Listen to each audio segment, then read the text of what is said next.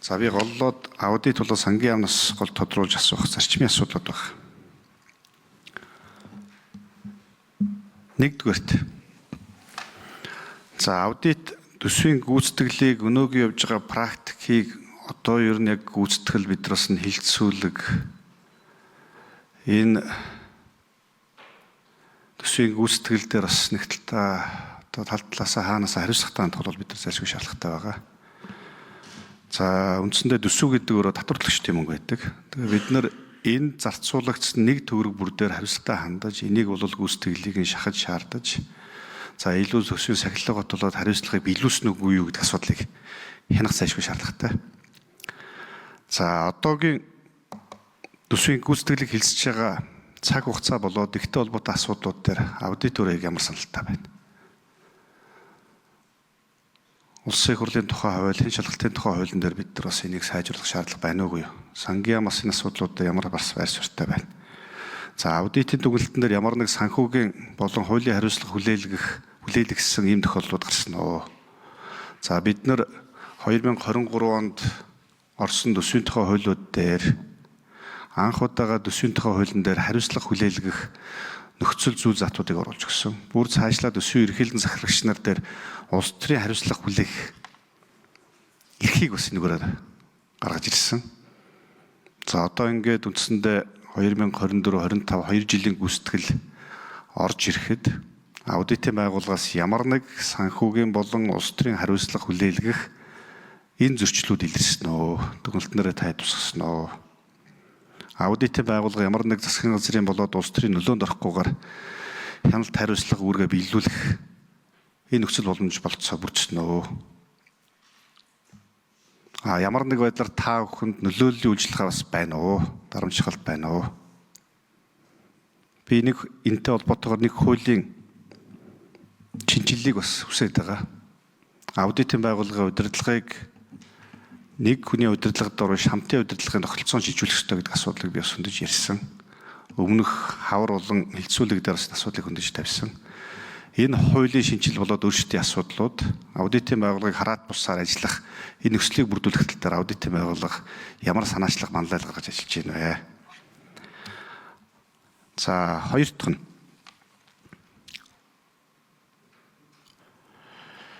за улсын төсвийн алдагдал сангийн яамнаас өнгөрсөн жилийн алдагдал 2025 оных 1.2 их найд алдагдал үүссэн.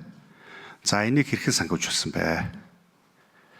За аж ахуй нэгж байгууллагуудаас 2026 он төлөх орлогоос нь урьдчилж шахаж шаардаж урьдчилгаа төлбөрүүдийг авсан асуудлууд ярьж байна. 2026 оны орлогоос. За энэ ямар хуулийн үхрээнд ямар нөхцөл, ямар зарчмын хүрээнд та бүхэн энийг бас шахаж шаардаж авсан, хэдэн төгрөг авсан, гүйцэтгэл нь ямар байгаа.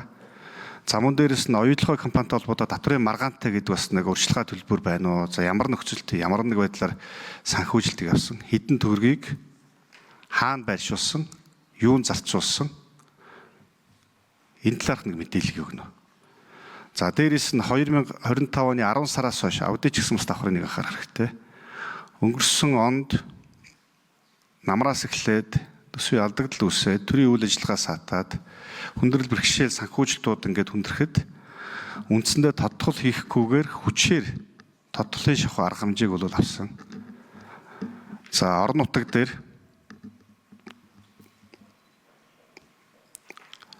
өнгөрсөн оны 10 сараас хойш 2026 оны 4 сар хүртэл үндсэндээ сангийн яамнаас бүх санхүүжилтуудыг гаргах эрхүүдийг хаасан. Орон нутгийн эрхэнд талдсан.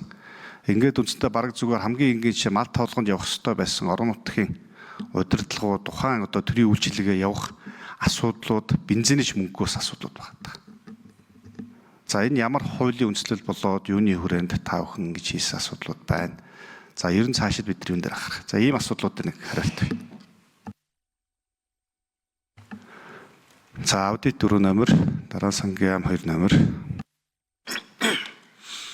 За тэмүүлэн гишүүний асуултанд хариулъя. Үндэсний аудитын газар Магнас руу. Төсвийн гүйцэтгэлийн хилцүүлэг дээр онцгой ачлал өгөх ёстой гэдэг дээр одоо санал нэг байгаа. За өнгөрсөн энэ 7 хоногийн өнгөрсөн байнгын ороод бас ачлал өгөх ёстой гэдэг ийм байр суурь бас олон гишүүд илэрхийлсэн. За бидний манай төрийн аудитын байгууллагын тухайд бол нэг зүйл ярьж байгаа. Тэр нь болохоор авилгатай тэмцэх үндэсний хөтөлбөрийн үнэлгээ хийж байгаа. За энэ хүрээнд бид нар бас тодорхой саналууд авилгатай тэмцэх байгууллагаас бас төсвийн гүйцэтгэл дээр ер нь онцгойлон ажилуулах хөстэй гэдэг ийм байр суурь бас байдаг. Энэ дээр бол манай хоёр байгууллага бол санал нэгдэж байгаа маа. Тэгээ энийг бол өнөөдрийн эрх зүйн орчны хүрээнд ч бас хийж болохоор байна. Төсвийн хяналтын сонсголыг зохион байгуулалт хуваарийг сайн гаргаад ингээд төсвийн ерөнхийлөн захирагчдаар нь багцлаад юм уу ингээд зарим сөрөг дүгнэлт авсан дүгнэлт өгөхөөс татгалзсан байгууллагуудыг онцгойлон авчираад зөрчил ихтэй байгууллагуудыг ингээд төсвийн ерөнхийлөн захирагчдын хүрээнд тусгайлан нэлээд нарийн хвчилж ярих юм болцоо бол байгаа. Тийм учраас бид нар энэ дээр бол бас анхаарал тавьж дараагийн удаад бол ийм байдлаар асуудлыг яриач гэдэг ийм бол хүсэлт санал бол солилцоо явж байгаа. Тухайлх юм бол төсвийн зорилгын хяналтын дэд орон дээр урьдчилсан уулзалтын дээр бол энэ талаар ярьсан. За эх 7 хоногт бол төсвийн зорилгын хяналтын дэд орон дээр бас бид бас нэлээд нарийн ярих ийм бодолтой байгаа. За ер нь бол хилцүүлгийг сайжруулах тал өрөөс нь ярих асуудал бол зайлшгүй чухал байгаа гэдэгтээ бол тантай санал нэг байна. За бид энэ тал дээр бас тодорхой санал бас бололцоогоор оруулж ирнэ гэж бодож байна. За хоёр дахь нь хариуцлагын асуудал бол нэлээд бид нар бас анхааралтай авч үздэг. Аудитын шийдвэрийн хэрэгжилтийн газар тусгаалan зохион байгуулагдсан. За 25 онд бол 24 онтой харьцуулахад харьцангуй 11.9%-аар зөрчлийн дүн буусан боловч мөнгөн дүн бол бас ихссэн байж байгаа. Тэр нь болохоор зэрэг давтамжинд буурсан боловч зөрчлийн дүн нэмэгдсэн байна гэдэг байдлаар бид нар бол анализ хийж үзээд бүгдэн дээр нь бол үзсэн байж байгаа.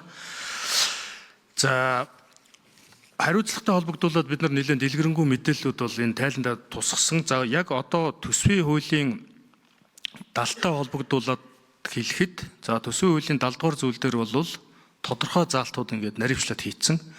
За энэ заалтуудаар бид нар бол наривчил бүх зөрчлүүдийг бол бас ялгасан байж байгаа. За аудитын цаглбарт хугацааны явцад бол бид нар юунд бол төсвийн ерөнхийлөн захирагчдын хүрээнд болж авч үзэхэд 105 этгээд албан тушаалтанд бол хариуцлага хүлээлгэх ийм албан шаардлага хургуулсан. За зарим 4 асуудлыг бол хууль хяналтын байгууллага шилжүүлсэн байж байгаа. За ингээд төсвийн 70 дугаар зүйл заасан албан тушаалаас чөлөөлөх үндэслэл болно. Хариуцлага хүлээлгэх үндэслэл болно гэсэн заалтуудыг авч үзээд тэр хариуцлага хүлээлгэх албан тушаалаас чөлөөлөх нь бол тэр эрх үхийн этгээд буюу хуулиараа эрх нь олгогдсон этгээдүүдэд хамаарч байгаа ийм асуудал байгаа учраас бид нар бүх төсвийн ерөнхийлөн захирагч нарт бүх зөрчлүүдийг 71 хамаархан тийм байгууллага гэд бүгдийн жагсаалтаар ингээ хургуулсан байгаа. Тухайлх юм бол төсвийн засгийн газрын харьяа байгууллагын төсвийн ерөнхийлөгчсөн захирагч нарын хүрээнд бол бид нар 842 байгууллага дээр 2868 зөрчлийг ялгаж 1.1 их найт төгрөгийн ийм зөрчлийг ялгаж хургуулсан. За орон нутгийнхтайгаа улсын хурлын харьяа бусад бүх байгууллагуудыг нэгтгэх юм бол бид нар 53 төсвийн ерөнхийлөн захирагчийн хүрээнд 1423 байгууллагын 2915 зөрчлийг бол бид нар ялгаж хургуулсан.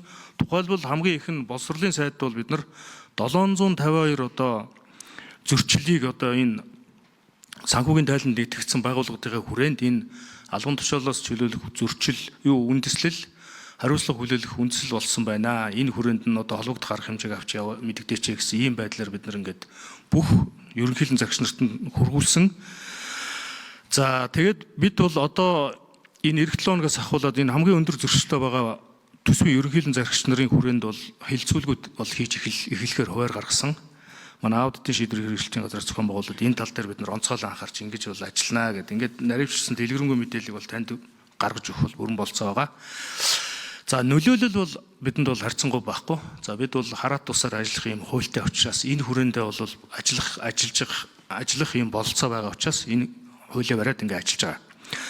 За хуулийн өөрчлөлтийн тухайд бол та хэллээ. За бид бол ер нь бол аудитын тогтолцоо бол шүүхийн тогтолцоотой. За ерөнхий аудиторын тогтолцоотой. За хороо зөвлөл комисс буюу ийм хамтын удирдлагын тогтолцоотой. Тэгээ холимог гэсэн ийм 4-5 хэлбэрүүд олон улсын жишгээр бол байгаа. За манай тогтолцоо бол ерөнхий аудиторын тогтолцоотой ийм улс орнуудын хэлбэр төрөлд багтаж явдаг. За бид энэ талаар бол наривчлан судалж одоогор бол одоо санал боловсруулсан зүйл бол алга байна. За наривчлан судлаад олон улсын аудитын байгууллагын зөвлөмж чиглэл за жишг ерөнхий жишг хөгжлийн чиг хандлагуудыг бол судлах ийм бол чиглэл өгөгдсөн одоогор бол судалгааны шатанд байгаа учраас одоогор бол танд энэ талаар тогтож хэлэх одоо санал бол байхгүй байна. За баярлалаа. За 2 номер. За Тэмүүлэн гишүүний асуултанд хариулъя. Анар. За 5 асуулт асуусан. За эхнийх нь бол энэ төсвийн цаглбартай холбоотой асуулт асуусан. Гэхдээ төсвийн одоогийн байгаа цаглбар гэхээсээ илүүтэй төсвийн жилийн дундуур батлагдж байгаа хууль тогтоомжууд нь өөрөө төсвийн өндөр эффекттэй батлагдаад за тухайн үедээ яг төсвийн нөлөөг нь ярихгүй явж байгаад хууль нь батлагддаг. За тэгээд яг төсөв дээр ирж байгаа нөлөөлөл нь бол маш өндөр юм нөлөөтэй хуулиуд батлагдаад байгаа. Тэгэхээр ер нь бол зүгээр цаашдаа яах ёстой юм бэхээр яг энэ төсвийн нөлөөтэй хуулиуд өндөр нөлөөтэй хуулиуд орж ирж байгаа бол за тухайн жилийнхаа төсвийн хүрээнээс өмнө эсвэл дараа нь ч юм уу батлагдж байгаа бол энийг тухайн төсвийн цаглбартайгаа нийцүүлээд авах үгүйгээ бол засгийн газрын саналыг бол илүү өргөн хүрээнд хардаг байвал илүү зөв юм болов уу гэсэн ийм бодолтой байна. За улсын төсвийн алдагдал хэрхэн санхүүжүүлсэн бэ гэгээд өнгөрсөн оны гүйцэтгэлээр улсын төсвийн гүйцэтгэл бол орлого бол тэнцвэржүүлсэн орлого бол 807 орчим тэрбум төгрөгөөр бол тасарсан. За нийт орлогын дүн бол 673.6 тэрбумаар бол улсын төсөв дээр бол тасарсан. За нийт зардал талдаа бол бид нэр урсгал зардлаа 1.2 их 80-аар одоо санхүүжүүлж чадаагүй. За хөрөнгийн зардал бол 950 орчим тэрбум төгрөгийн зардлыг бол бас мөн санхүүжүүлээгүй. За энэ дотор хөрөнгийн зардлаа задлаад үзэх юм бол 770 орчим тэрбум яг цэвэр улсын төсвийн хөрөнгө оруулалтын зардал. За энэ хөрөнгө оруулалтын зардлаас 270 орчим тэрбум төгрөгийнх нь зардлын санхүүжилтөд авах хүсэлтүүд бол тухайн үед ирсэн байсан. Гэхдээ улсын төсвийн орлогын бүрдэлтэй холбоотойгоор бол санхүүжүүлж чадаагүй. Үлдэх 500 гаруй тэрбум төгрөгийн санхүүжилт бол угаасаа гүйцэтгэлээ авах хүсэлт нь ирээгүй гэсэн үг. За урсгал санхүүжилтээр 1.2 их 80 төгрөгийн санхүүжилт гаргаж чадаагүй нь мөн түрүүний яг хэлж байгаа орлогын тасалдaltaй холбоотой байдаг. За дээрэс нь яагаад улсын төсвийн орлого өөрөө 804 төгрөгөөр тасархад зардал талдаа 2 их 80-аар зардлыг санхүүжүүлж чадаагүй гэдэг асуудал бол мэдээж яригдах ёстой. За энэний үндсэн суурь шалтгаан юу байсан бэ гэхээр нэгдсэн төсвийн суурь тэнцвэржүүлсэн тэнцлийн төсвийн тусгай шаардлагууд бол байдаг. За энэ дотор байгаа шаардлагуудаа ингээд аваад үзэхээр нэгдсэн төсвийн гүйцэтгэлээ бол сангийн яам байнгын сар улирал болгоноор ингээд хараа явждаг. Нэгдсэн төсвөө харахаар орон нутгийн төсвийн харилцаа, орон нутгийн төсвийн хэтрэлттэй холбоотой, за бусад төсвийн бүрэлдэхүүнүүдтэй холбоотой төлөвлөгөөний биелэлд дутуу байсан сүүдэд улсын төсвөө санхүүжилт гаргахад хүндрэлтэй болж эхэлсэн. За энэ нь оны эцрүү бол бүр хүндрээд за улсын төсвөөсөө зарлага санхүүжилт гарч чаддгүй. За орон нутгийн төсвийн санхүүжилтүүд бол одоо яваад байсан ийм асуудлууд бол байгаа гэдгийг бол хэлье. За оюутлогын урьдчилгаа төлбөрийн тухайд бол 2021 онд татврын маргаантай холбоотойгоор 1.1 их 80-ийн төлбөр бол шилжиж орж ирсэн байдаг. За сүүлд 26 оны 2 сар хавцаа баха тий 2 сард 1.6 их 80-ийн татврын одоо урьдчилгаа татврын маргаан эхлэхээс өмнөх одоо урьдчилгаа төлбөр бол орж ирсэн. За сүүлд орж ирсэн 1.6 их 80-ийн хөрөнгө бол төрийн сан дээр өглөг буюу болзошгүй үр төлбөр хэлбэрээр бүртгэлтэй болоо. 21 онд орж ирсэн 1.1 их 80-ийн төлбөр бол тухайн үедээ яг ковидын цаг үед бол байсан. За засгийн газрын шийдвэр гараад тодорхой хэмжээгээр иргэдэд мөнгөнд тусламж олох ийм шийдвэр гаргаад тухайн зарцуулалт нь бол гараад ирсэн байгаа.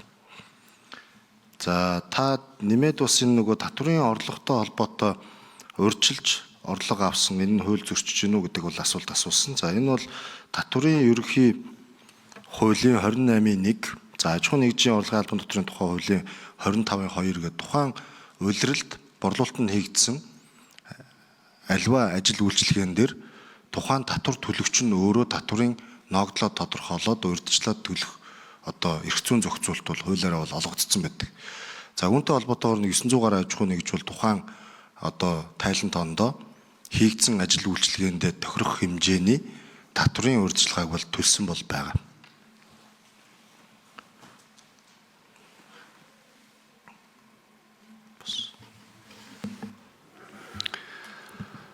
За. Аудитаас би асуугаад байгаа зүйл нь энэ төсвийн сахилгаат хариуцлагатай холбоотойгоор аудитын тухай хуулинд орсон өөрчлөлтөөр та бүхний гаргасан зөвлөмжийн мөрөөр тодорхой арга хэмжээ авах хариуцлага тооцох хэрэгцээ үнцгийг бид нар бүрдүүлж гисэн юм аа. Тэгэхээр энэ дээр энэ асуудал нь нэгдүгээрт ямар нэг байдлаар төсвийг төлөвлөхдөө иргэдийн санал авах, олон нийтийн хилцүүлгийг зохион байгуулаагүй ч гэдэг юм уу, тийм бол ажил албан тушаалаас чөлөөлөгдөхөр баг. Хууль заасан зардлыг хэтрүүлсэн, ангилал зөрүүлсэн, зориултын усаар ашигласан бол тухайн эсвийн захирагчдаар бас хариуцлага тооцохоор баг.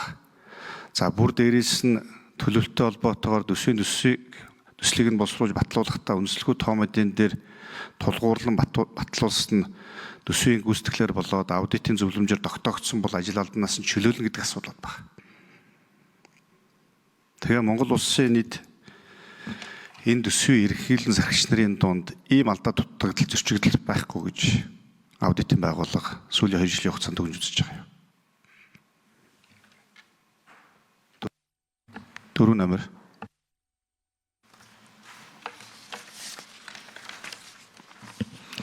Тэмүүлэн гишүүний асуултанд хариулъя. Яг одоо сөрөг дүгнэлт авсан аудитын дүгнэлт өгөхөөс татгалцсан ийм одоо бас тохиолдлууд байгаа. За энэ бол аудитын хуулиар шууд хариуцлага байгаа. Энэний нь бол бид нар хариуцлагын асуудлыг тавьчихсан байгаа.